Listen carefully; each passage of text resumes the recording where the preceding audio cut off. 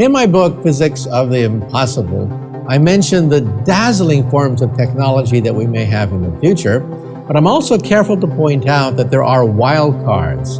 That is, technologies that can really upset the whole apple cart and, in fact, destroy the human race.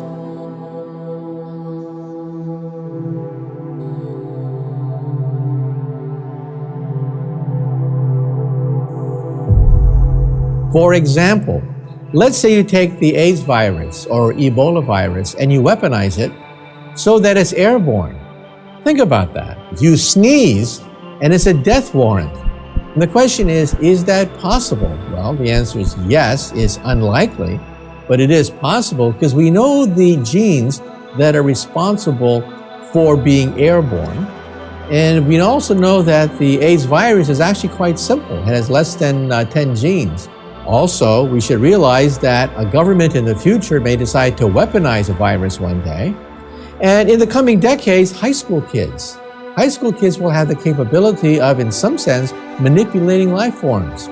One danger is that we'll have a typewriter where you simply type ATCG, and it creates DNA in the exact sequence.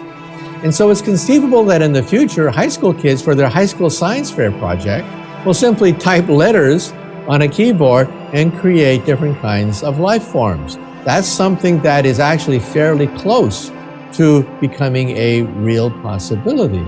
And just remember also that the Spanish flu virus genome, the Spanish flu killed more people than all of World War I. Its genome is published on the web. You can download the genome of one of the greatest killers in the history of the human race. And when people have typewriters by which they can type ATCG and create practically any kind of DNA they want, then we begin to realize that this technology may become so cheap, so available, that perhaps by chance or by intention, a super virus will be created that can wipe out most of humanity. And then on the physics front, there's another nightmare, and that is laser enrichment of uranium. When the United States first began to enrich uranium, we did it the hard way. We created this gigantic plant in Tennessee, and we had these huge hundreds of miles of pipes by which we took uranium hexafluoride, shot it through with a tremendous amount of electricity, and then slowly separate out heavy uranium hexafluoride from light uranium hexafluoride, and that's how we built the atomic bomb. Today, you can do it with ultracentrifuges, simply by spinning uranium in liquid form. The heavier form of uranium, U-238, goes to the bottom. The light U-235 rises to the top, and that's how you can make atomic bombs using ultracentrifuges. Now, there's a third way. The third way is with laser beams. It turns out that the electron shells of U-235 and U-238 are almost identical, but not exactly identical. By the laws of quantum mechanics, the energy levels of U-235 are slightly misaligned to the energy levels of U-238.